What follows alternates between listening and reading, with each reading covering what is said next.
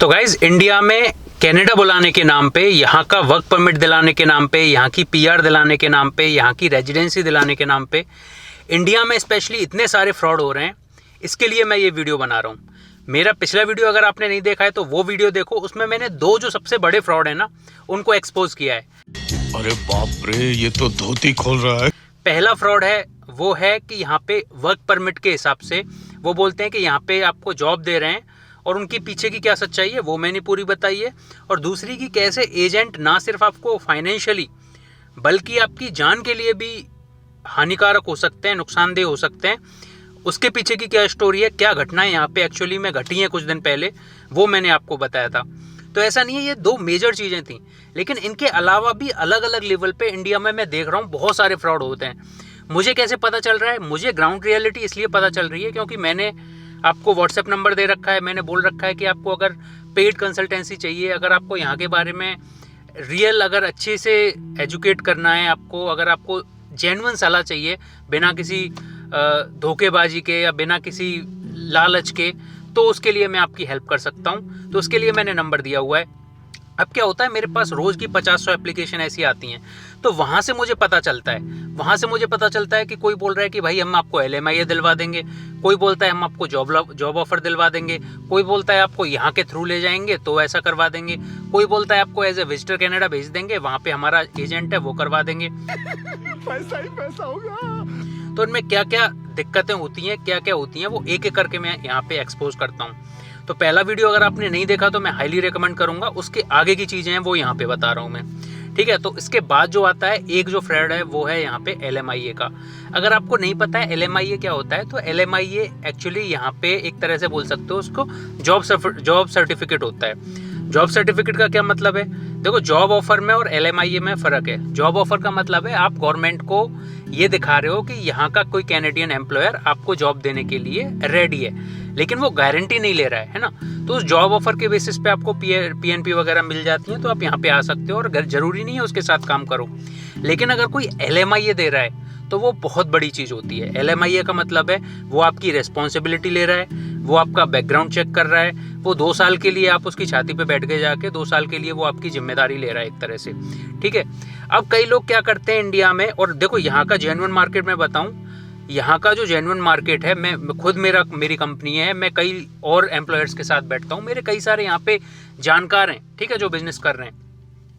तो यहाँ पे एक्चुअली क्या है, ब्लैक मार्केट की तरह होता है ना।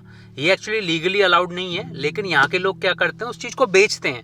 LMIA को कम से कम 40-50 हज़ार कैनेडियन डॉलर, जो इंडियन रुपीज़ में होगा 30-35-40 लाख, ठीक है, जिसको जैसा भी पड़ जाए। और ऐसा नहीं है, यहाँ पे बहुत ज़्यादा डिमांड है इतना पैसा देने के बाद भी। कई लोग हैं वो इतना पैसा दे के यहाँ पे आ रहे हैं। एक्चुअली क्या होता है LMIA में, LMIA का मतलब है पहले आपने यहाँ पे जॉब एप्लीकेशन लगाई, ठीक है। फॉर एग्जाम्पल कोई ट्रक की कंपनी है, उसको ट्रक वाला चाहिए, तो पहले यहाँ पे वो लोकल अखबार में या फिर कहीं ना कहीं फेसबुक पे अपना ऐड डालेगा, ठीक है। फिर उसको ये शो करना पड़ेगा कि मुझे लोकली कनाडा में कोई भी इस तरह का इस जॉब के लिए एलिजिबल आदमी नहीं मिल रहा है। फिर वो उसको क्या करना पड़ेगा, उसको जो जॉब बैंक होती है कनाडा गवर्नमेंट की, वहाँ पे पोस्ट करना पड़ेगा। वहाँ के थ्रू जितनी भी एप्लीकेशन आएंगी उसको उनमें से शॉर्टलिस्ट करना पड़ेगा, और उस कैंडिडेट के लिए फिर वो LMIA भेजने के लिए एलिजिबल होते हैं। ये प्रोसेस होता है। लेकिन इसमें धांधली क्या हो जाती है, वो बोल देते हैं, जिससे भी सेटिंग हो जाती है ना, उसको बोल देते हैं कि ठीक है भाई, तू इस पे जॉब पे अप्लाई कर देना, तेरा काइंड ऑफ इंटरव्यू रख लेंगे हम नाम के लिए, और फिर तुझे ही सेलेक्ट कर देंगे, बस तुझे हमको 40,000-50,000 कैनेडियन डॉलर देने हैं। तो ये आजकल यहाँ पे चल रहा है, ठीक है। अब ये सही है गलत है क्या है, इसके बारे में मैं नहीं जाऊँगा अंदर डिटेल में, लेकिन ऐसा होता है। अब क्या करते हैं, क्योंकि देखो इंडियन एजेंट्स को पता चल गया कि अगर किसी को बोलेंगे कि भाई 40 लाख रुपए देने, 30 लाख रुपए देने, तो कोई हाथ में आना नहीं है। वो किस लिए बैठे हैं वहाँ पे, वो पैसा कमाने के लिए बैठे हैं। तो उनको लगता है कि इसमें धांधली में कैसे फंसाया जाए। तो वो क्या बोलेंगे, इंडियन कस्टमर क्या चाहता है, अरे यार मेरा 20-30 हज़ार रुपये ले ले और मेरा काम हो जाए। अगर कोई बोले कि मुझे 5 लाख रुपए चाहिए, ठीक है भाई 5 लाख रुपए दे देंगे।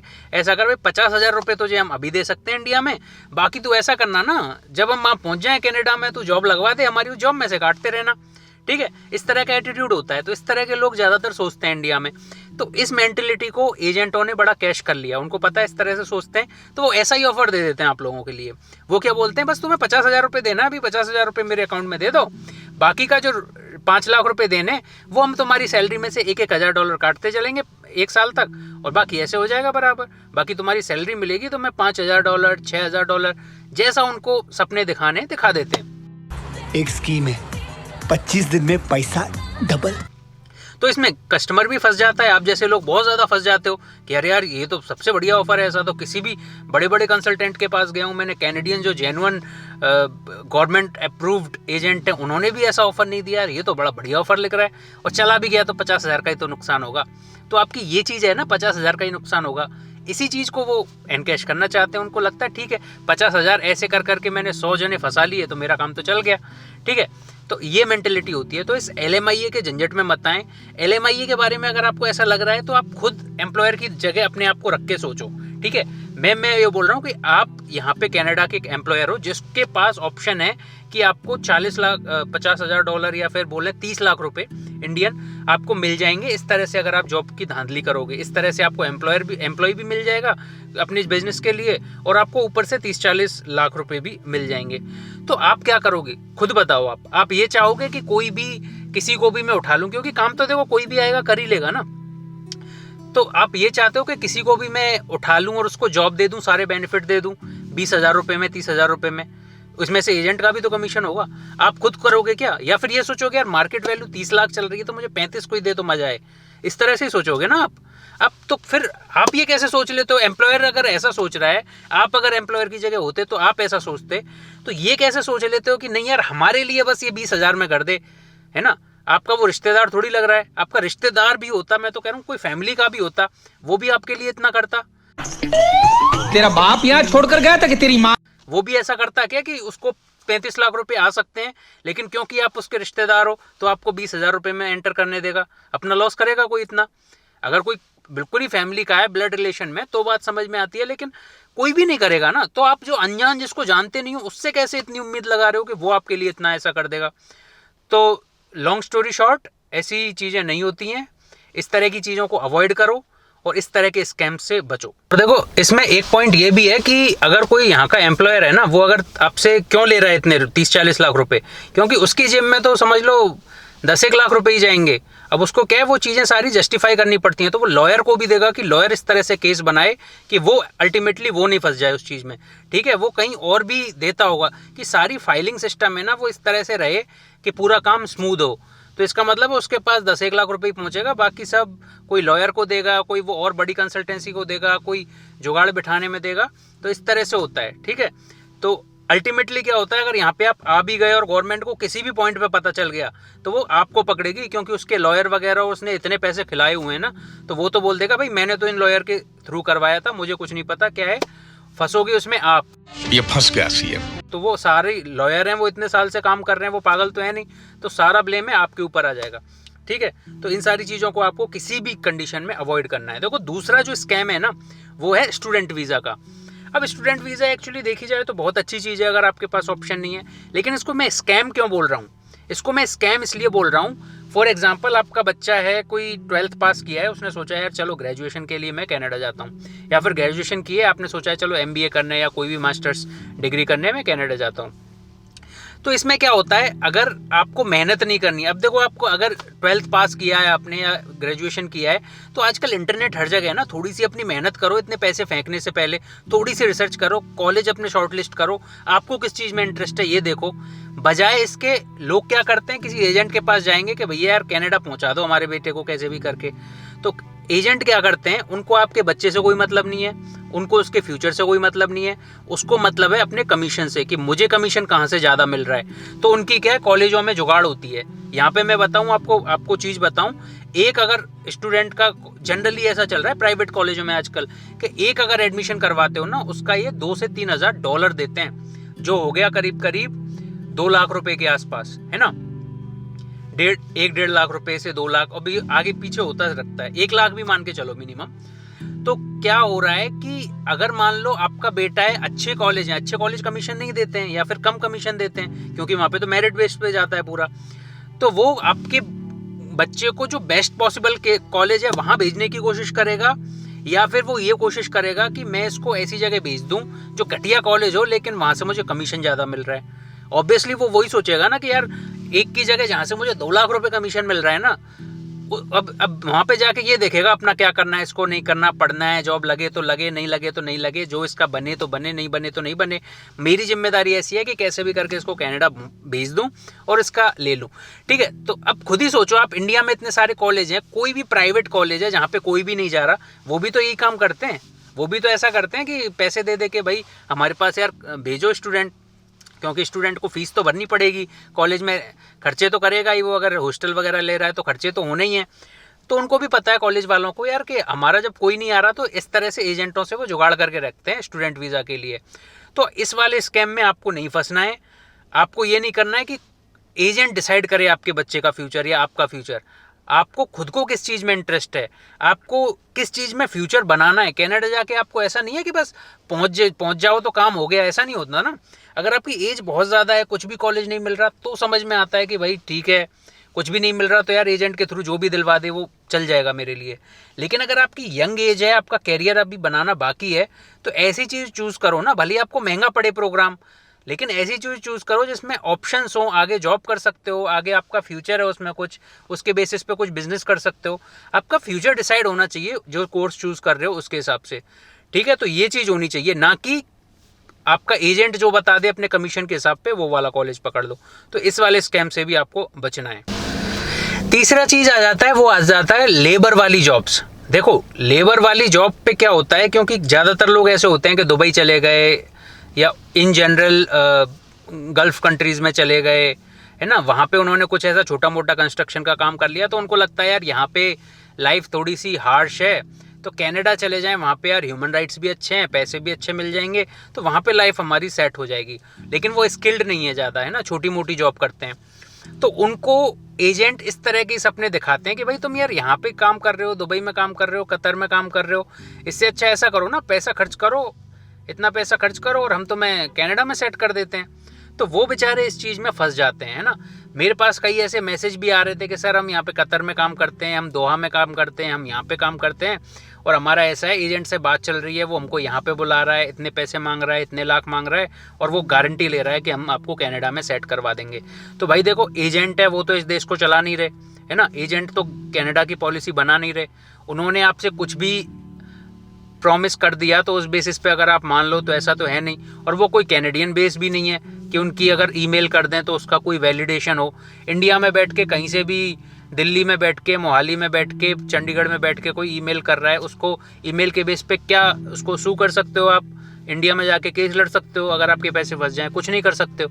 मैं खुद यहाँ पे पैसे फंसा के बैठा हूँ। मैंने खुद WWICS है जो चंडीगढ़ वाली जलंधर ब्रांच उसमें मैंने 1.5 लाख रुपए फंसाए हुए हैं, कुछ नहीं किया था उन्होंने, पैसे खा के बैठ गए थे मेरे। तो आप भी ये इन चीज़ों में, फर्जीवाड़ों में मत पड़ो, इस तरह की चीज़ों से बचो। और अगर जो कोई छोटी वाली स्किल की जॉब है ना, अगर आपके देखो ऐसा है, छोटी स्किल से मेरा ये मतलब नहीं है कि जो छोटा जॉब है कि अगर आप बोल दो कि जैसे मैकेनिक का काम है वो छोटा है, नहीं भाई, मैकेनिक के काम में स्किल चाहिए। मुझसे बोलो कि कार खोल दे तो मुझे कार का एक चीज़ नहीं पता इस कार का कि कहाँ से कैसे चलेगा। तो ये ऐसा नहीं है कि हर कोई कर सकता है, ये बहुत स्किल वाला काम है। ट्रक चलाना है, ट्रक चलाना मजाक नहीं है। यहाँ पे बर्फ़ की इतनी इतनी बड़ी लेयर बन जाती है, उस लेयर में से कार ही मेरी ऐसी स्लिप हो जाती है, कभी कभी चलाता हूँ तो ऐसा लगता है कि गया कंट्रोल, और कंट्रोल गया तो ऐसा लगता है कि कहीं भी जाके ठुक सकती है। तो सर्दियों में यहाँ तो सबसे कम सर्दी पड़ती है, सबसे कम बर्फ़ है यहाँ तो, पूरे सीज़न में 4-5 दिन बर्फ़ पड़ती है बस। सबसे गर्म इलाका है ये पूरे कनाडा का, फिर भी हमारी हालत ऐसी हो जाती है। वहाँ सोचो यहाँ 5-5, 6-6 महीने बर्फ़ की ऐसी लेयर पड़ रही है और उसमें ट्रक चलाना मजाक नहीं है। वहाँ पे समझ लो एक्सीडेंट इतने ज़्यादा होते हैं, एक्सपर्ट से एक्सपर्ट फेल हो जाते हैं। कितना भी आप उसमें विंटर टायर लगा लो, कितने भी चेन लगा लो टायरों पे, कुछ नहीं होता। ट्रक की बॉडी इतनी बड़ी है तो वो चलाना मजाक नहीं है इतने हार्श वेदर में। तो अगर वैसी चीज़ें, उनको मैं छोटी जॉब नहीं बोल रहा। छोटी जॉब का मतलब है मेरा कि जिसको हर कोई कर सकता है। जैसे अगर बोलो कि घर की सफाई तो मुझसे वो बोलो कि मैं कर लूँगा, है ना। अगर कोई बोले कि खेतों में कुछ बेरी तोड़ने का काम, वो तो हर कोई कर सकता है ना। तो इस तरह के काम है ना जो हर कोई कर सकता है, स्किल्ड वाले नहीं। जैसे पेंटिंग का काम है कि लेके भाई दीवारों पे पेंट करना है, वो भी हर कोई कर सकता है, उसमें ऐसी ज़्यादा स्किल नहीं चाहिए। तो जो लो स्किल वाले काम होते हैं ना, उनको, जिनको हर कोई काम कर सकता है, उनके बेसिस पे अगर आपको कोई बोल रहा है कि भाई जॉब दिलवा देगा और वो आपकी यहाँ पे कनाडा में लाइफ सेट कर देगा, तो वो आपसे झूठ बोल रहा है। इन सारे फर्जीवाड़ों में मत पड़ो। उनसे बोलो आपका जो भी पैसा है भाई, जहाँ पे भी काम कर रहे हो, जैसे भी सेट हो गए हो, उस काम को करते रहो। अगर आपकी एज यंग एज में हो, आप एज ए स्टूडेंट आ सकते हो, या फिर गवर्नमेंट की कोई बनाई हुई पॉलिसी के अंडर अगर आप फिट बैठ रहे हो तो आप आने की कोशिश करो। ये इंडिया में जैसे जुगाड़ लग जाती है ना कि भाई हमारी सरकारी ऑफिसर से जुगाड़ है, जुगाड़ करके आपका, भले आप पे कार चलाना नहीं आते, आपको ड्राइविंग लाइसेंस बना के दे देंगे, कार का बन के आ जाएगा। इस तरह की जुगाड़ है और हमारा माइंडसेट भी वैसा होता है। कनाडा में ऐसा नहीं चलता भाई। कनाडा में आपकी कितनी भी बढ़िया जुगाड़ हो, यहाँ का सिस्टम है इतना ट्रांसपेरेंट है कि आप कितनी भी धांधली करने की कोशिश करो, यहाँ पे नहीं कर सकते, फंस जाओगे, है ना। यहाँ का बहुत ट्रांसपेरेंट सिस्टम है। तो ये सारी चीज़ें बताना चाह रहा था, ऑलरेडी वीडियो लंबा हो गया है। इस चीज़ के साथ कंक्लूड करना चाहूँगा कि अगर आपका कनाडा में जेन्युइन तरीके से हो रहा है तो ठीक है। अगर आपको कुछ गलत रास्ते से या फिर जो लूप होल्स हैं उनका यूज़ करना है तो कनाडा का कोई ट्रस्टेड रिसोर्स हो उसके थ्रू ही जाओ। पैसा जितना लग रहा है उतना आपका लगेगा। ये मत सोचो कि आप ऐसा मत सोचो कि भाई अगर यार चीज़ महंगी आ रही है, अगर मेरी कार खरीदनी है 20 लाख की पड़ रही है तो मैं कोई ऐसी कार ले लेता हूँ नकली सी जो 1 लाख में मिल जाए, है ना। वो वाली चीज़ नहीं चलती। आपको अगर चीज़ लेनी है तो वो जेन्युइन लेनी चाहिए। नहीं 1 लाख खराब करने से भी क्या फ़ायदा है, लो तो असली चीज़ लो ना। अगर आपका खर्चा जितना हो रहा है उतना होगा ही। अगर आपके पास नहीं है तो भाई आप इंडिया में जो भी जॉब कर रहे हैं करते रहो, थोड़ा हार्ड वर्क करो, पैसा कमाओ, फिर आपके यहाँ पे थोड़ा करो, क्योंकि यहाँ पे लाइफ है वो जितना रोमांटिक दिखती है ना, देख के वीडियोस में सबके कि भाई यूट्यूबर बना देते हैं बढ़िया बढ़िया वीडियो कि देखो ऐसा हो गया कनाडा में, ऐसा हो गया।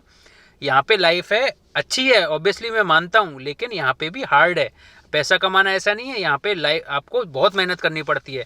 तो अगर आप वहाँ पे स्ट्रगल कर रहे हो तो ज़रूरी नहीं है कि यहाँ पे आपको आते से ही जॉब मिल जाएगी। यहाँ पे भी तो आपके पास एटलीस्ट इतना 1 साल का फंड होना चाहिए यहाँ पे कि आपको जॉब भी नहीं लगे तो सरवाइव कर सको। दूसरी चीज़ मैं ये बोलना चाह रहा हूँ कि जितने भी जो जॉब के लेटर आ रहे हैं ना आपके पास, कनाडा से कॉल आ रहे हैं, एक्सेंट में को बात करके आपके इंटरव्यू हो रहे हैं जिसमें आपका बस नाम पता बोल के और बोल दिया कि मिल गई आपको जॉब, तो ये सारी चीज़ें फेक हैं भाई। अपने दिमाग को थोड़ा बिल्कुल आप उनके हिसाब से मत घुमाने दो, थोड़ी अपनी भी अकल लगाओ कि आपके नाम पता पूछ के कौन जॉब दे देगा, वो भी कनाडा में आपको। ये सब बस आपसे 50,000 1 लाख रुपए ऐंठने की साजिश हैं जो बैठ के दिल्ली और पंजाब में बैठ के हो रही हैं। तो इन चीज़ों से बचो और आई होप कि आप जेन्युइन तरीके से यहाँ पे आओ और आपकी सबकी ये इच्छा पूरी हो। बस इस नोट के साथ इस वीडियो में को करते हैं यहीं पे ख़त्म। मिलते हैं आपसे नेक्स्ट वीडियो में। Take care, bye bye.